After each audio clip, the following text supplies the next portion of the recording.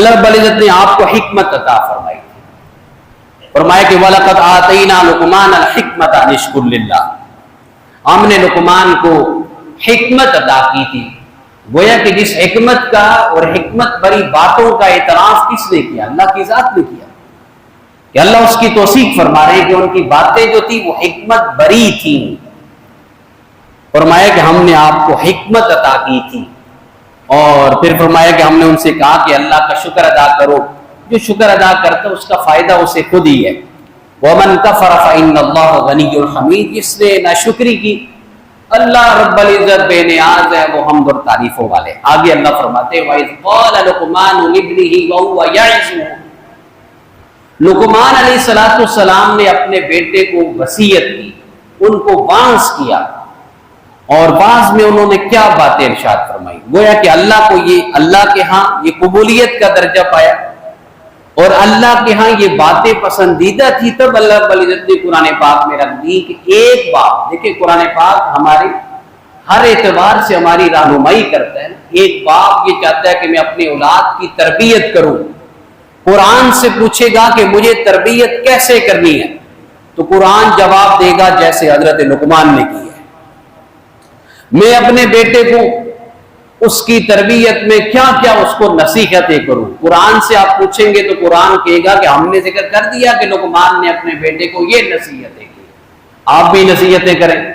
فرمایا کہ سب سے پہلے آپ نے وَإِذْ قَالَ لُقْمَانُ لِابْنِهِ وَهُوَ يَعِظُهُ، حضرت لقمان اپنے بیٹے کو نصیحت کر رہے تھے اور کہہ رہے تھے یا بنیا لا تشرک باللہ، اے بیٹے شرک نہ کرنا. سب سے پہلے شرک کی مذمت. فرمایا کہ ان شرک لظلم عظیم، شرک ظلم عظیم ہے، یہ بہت بڑا جرم ہے.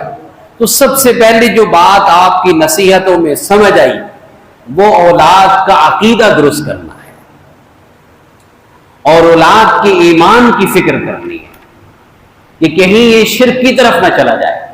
تو فرمایا کہ سب سے پہلے کیا بیٹے شرک نہیں کرنا، اور شرک ایک ایسی بیماری ہے اور ایسا جرم ہے. دوسری جگہ پر اللہ نے فرمایا کہ ان اللہ لا یغفر ان یشرک بہ ویغفر ما دون ذلک لمن یشاء، اللہ شرک کو معاف نہیں کریں گے، شرک کے علاوہ جس گناہ کو اللہ چاہیں کہ معاف فرما دیں گے. تو شرک کیا چیز ہے یہ اولاد کو سمجھایا جائے، اللہ کی توحید وہ ان کے دلوں میں راسخ کر دے.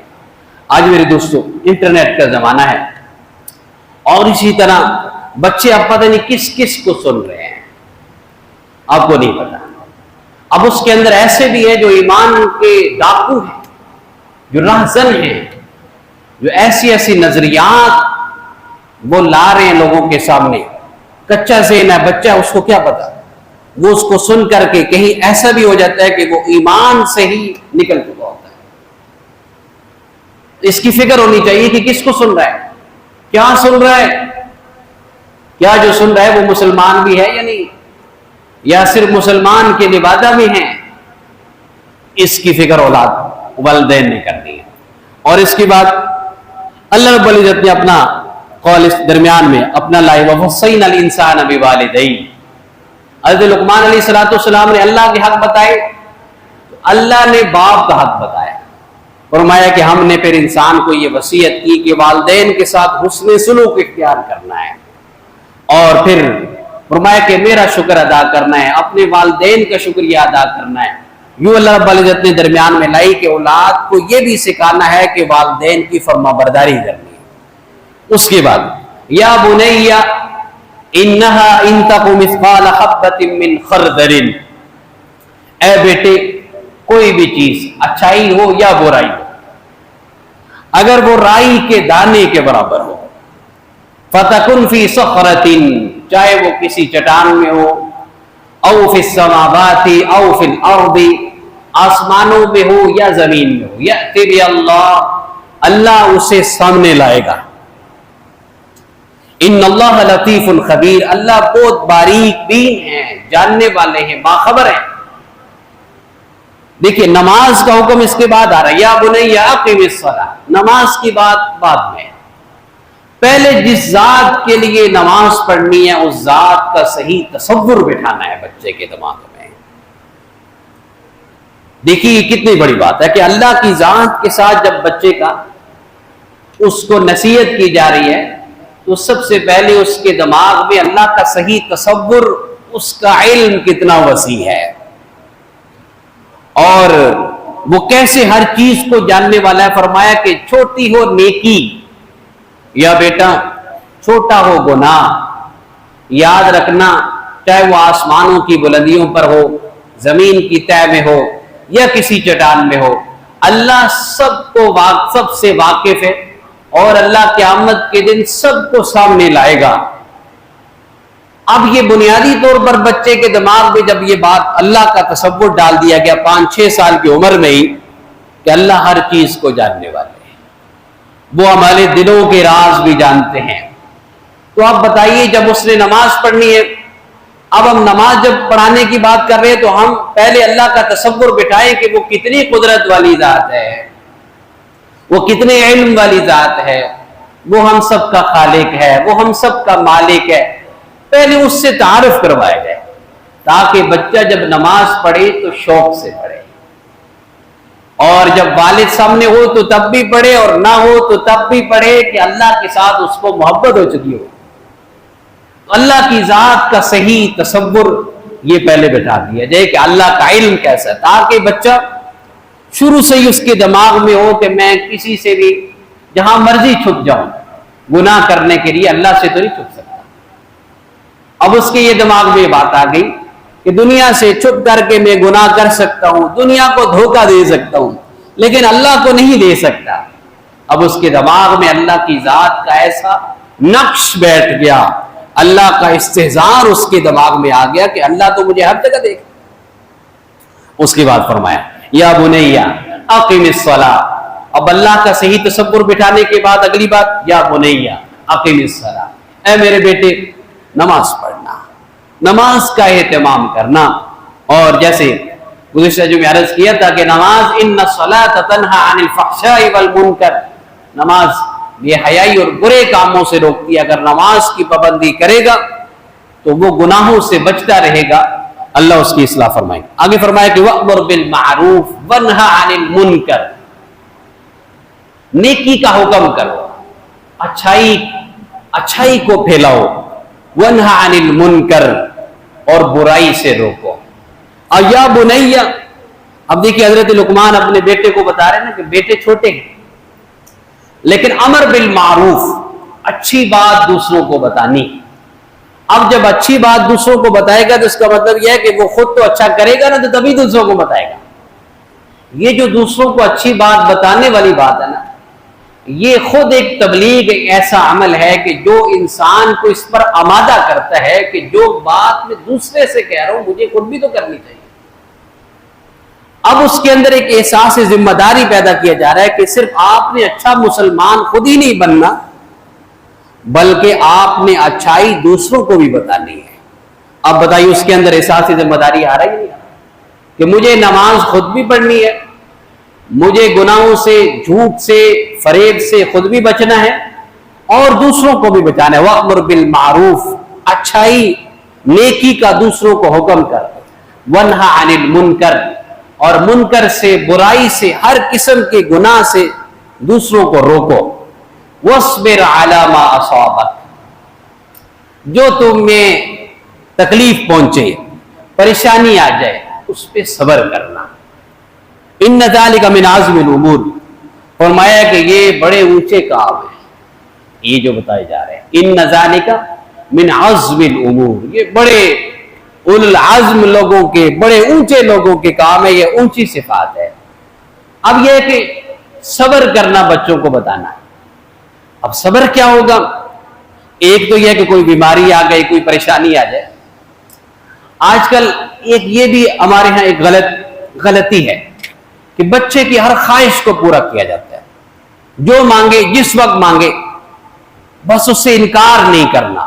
یہ انتہائی خطرناک چیز ہے۔ اس سے بچے کے دماغ میں یعنی وہ یہ سمجھتا ہے کہ خواہش دنیا میں کچھ بھی کروں گا۔ اب کبھی حالات ہوتے ہیں اس کے پورے ہونے کے اور کبھی نہیں ہوتے ہیں۔ جب آپ نے اس کی عادت بنا لی کہ جو منہ سے نکالے آپ نے اس کو پورا کیا نتیجہ یہ ہوگا کل آپ کے پاس پیسے نہیں ہوں گے، وقت نہیں ہوگا، حالات بدلتے ہوئے وقت نہیں لگتا، یہ بچہ گلے پڑے گا۔ ہر چیز جو بھی انسان خواہش کرے، بتائیے اچھا اللہ کی ذات سے بڑھ کر کوئی مہربان ہے کوئی؟ اللہ بھی تو ہر چیز ہر ایک کو نہیں دیتے نا، اللہ رب العزت بھی ہر ایک کو ہر چیز نہیں دیتے، وہ بھی روک لیتے ہیں۔ ہم کتنی چیزیں مانگتے ہیں اللہ نہیں دیتے، اس کا مطلب یہ ہے کہ ہر چیز ہر بندے کے لیے ضروری ہر وقت نہیں ہوتی۔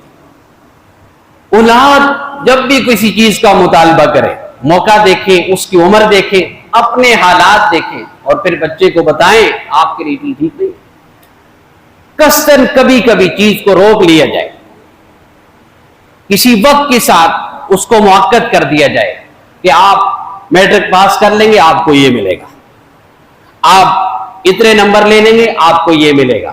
ایک تو اس کی حوصلہ افزائی بھی ہوگی، دوسرے اس کے اندر ٹھہراؤ آئے گا۔ ابھی گزشتہ دنوں ایک ڈاکٹر کی بیٹے کی میں نے پڑھا، پتہ نہیں واقعہ کتنا سچا ہے، لیکن وہ انتہائی افسوسناک کہ وہ اس کے بیٹے نے اس سے کوئی مطالبہ کیا کسی چیز کا، اب باپ نے ذرا اس میں تاخیر کی، حالانکہ اس سے پہلے مظاہرہ خود ارب پتی تھا، تو بیٹے پر اس نے لاکھوں کروڑوں روپے خرچ کی، ہر چیز اس کو دی بھی، لیکن چند دن کے لیے اس نے ایک چیز کو روکا جو اس نے مانگی، تو اپنے ہی باپ کو اس نے قتل کر دیا، کیونکہ اس سے پہلے جو اس کے منہ میں آیا اور وہ پورا کرتا چلا گیا۔ تو کہاں تک آپ پورا کریں گے؟ ممکن ہے وہ غلط رخ پہ جب چلا جائے، آپ سے پیسے مانگ رہا ہو غلط کاری اور غلط اڈوں پہ جانے کے لیے، اور آپ نہ دینا چاہ رہے ہوں، تو پھر انجام پھر کبھی جا کر کے انتہائی خطرناک ہوتا ہے۔ اس وجہ سے فرمایا جا رہا ہے کہ وَاصْبِرْ عَلَىٰ مَا أَصَابَكَ، اپنے بیٹے کو صبر کرنا۔ حالات دیکھیے، مالی طور پر بھی انسان کی مشکل، آج بچے اگر کلاس میں فیل ہو جائیں، کتنے واقعات ہیں بچے خودکشی کر لیتے ہیں، مالی طور پر ذرا پریشان ہو جائیں خودکشی کر لیتے ہیں، ایسے ڈپریشن کے مریض ہو جاتے ہیں۔ اب اس کی وجہ کیا ہے کہ مشکل حالات سے کیسے صبر کرنا ہے، اس میں حوصلہ کیسے رکھنا ہے۔ قرآن کہتا ہے کہ اپنی اولاد کو یہ صبر سکھاؤ، صبر آپ نے قصداً سکھانا ہے، جیب میں پیسے ہوتے ہوئے بھی آپ نے نہیں دینے ہیں، روک کر دینے، کبھی دے دی اور کبھی نہیں۔ اور اولاد اس کو بچپن میں سمجھ جاتی ہے۔ میں اپنا واقعہ، میرا بیٹا ابھی 6 سال کا ہے، تو اس کی بھی یہ عادت کہ بار بار باہر جائے تو کوئی چیزیں مطالبہ کرے۔ ایک مرتبہ سچی بات یہ ہے کہ میں نے اس کو صاف کہہ دیا کہ ہر وقت پیسے نہیں ہوتے، ہر چیز ہر وقت نہیں ملتی ہے۔ یقین مانے اب جب بھی وہ چیز مجھ سے مانگتا ہے تو پہلے پوچھتا ہے کہ پیسے ہیں، تو کبھی کہہ دیتا ہوں ہیں اور کبھی نہیں ہوتے۔ اب اس کے دماغ میں یہ بات بیٹھ گئی ہے کہ ہر وقت میں پیسے بھی نہیں ہوتے جیب میں، اور ہر وقت میں چیز نہیں بھی ملتی ہے۔ اب میں مصروف ہوں، یہاں نہیں جا سکتا ہوں چیز لینے کے لیے، تو اب بچہ باہر جو ہے نا وہ لورانا شروع ہو جائے، اس سے بچے کی عادت بگڑتی ہے۔ تو خود اس قرآن کے اس اصول سے بھی معلوم ہو رہا ہے وَاصْبِرْ عَلَىٰ مَا أَصَابَكَ، جو پریشانی آئے، حالات آئیں، اس میں صبر کرنا۔ آگے فرمایا وَلَا تُصَعِّرْ خَدَّكَ لِلنَّاسِ وَلَا تَمْشِ فِي الْأَرْضِ مَرَحًا، لوگوں کے لیے اپنے گال نہیں پھیلانے۔ گفتگو کے آداب، گفتگو کے انداز سکھایا جا رہا ہے، اونچی آواز سے بولنا، گالم گلوچ کرنا، اور فرمایا کہ گال پھیلا پھیلا کر باتیں کرنا۔ اب ظاہر ہے یہ غصے میں انسان کرتا ہے، جب گالی دے رہا ہوتا ہے تب کرتا ہے۔ تو کہا جا رہا ہے کہ اس کا مطلب کیا ہوا کہ آپ نے اپنے اولاد کو انداز گفتگو بھی سکھانا ہے کہ کسی مجلس میں بیٹھا ہو تو آپ شرمندہ نہ ہو، یہ کیسے گفتگو کر رہا ہے۔ اور فرمایا کہ وَلَا تَمْشِ فِي الْأَرْضِ مَرَحًا، زمین میں اطراء کر نہیں چلنا، تکبر نہیں کرنا، اطراء کر فخر اور غرور سے۔ إِنَّ اللَّهَ لَا يُحِبُّ كُلَّ مُخْتَالٍ فَخُورٍ، اللہ اترانے والوں کو، فخر کرنے والوں کو اللہ پسند نہیں کرتے۔ اس کے اندر عاجزی پیدا کرنی، عاجزی ہوگی تو آپ کا خدمت گزار ہوگا، عاجزی اس کے اندر ہوگی تو تب وہ ہر موقع پر دوسرے کا خیال رکھے گا۔ تکبر ایسی چیز ہے کہ جو انسان کو کسی کی خدمت نہیں کرنے دیتا۔ اور فرمایا کہ وَاقْصِدْ فِي مَشْيِكَ، اپنی چال میں میانہ روی اختیار کرنا۔ چال سے مراد صرف قدموں سے چلنا نہیں ہے، یہ زندگی کے ہر موڑ پر اور ہر معاملے میں ہے۔ آپ اگر پیسہ ہے تو میانہ روی اختیار کر لیے، علم ہے میانہ روی اختیار کرنی ہے، عہدہ ہے، طاقت ہے، میانہ روی اختیار کرنی ہے۔ کبھی پیسہ آتا ہے تو انسان آپے سے باہر ہو جاتا ہے اور بے دریغ خرچ کرتا ہے، اور حالات کبھی تنگ ہو جائیں تو پھر اس وقت میں انسان کو بہت پریشانی اٹھانی پڑتی ہے۔ تو قرآن یہاں کیا کہتا ہے کہ اپنی اولاد کو میانہ روی سکھائیں، چال میں آہستگی سکھائیں، چال میں اعتدال سکھائیں، اور فرمایا کہ وغضض من صوتک، اپنی آواز کو پست رکھنا، ان انکر الاصوات لصوت الحمیر، آوازوں میں بری آواز گدھے کی ہے، یعنی بلند آوازیں، چیخ و پکار گھروں میں جیسے بچے کر رہے ہوتے ہیں، فرمایا کہ اس سے بچے اور آواز کو پست رکھیں۔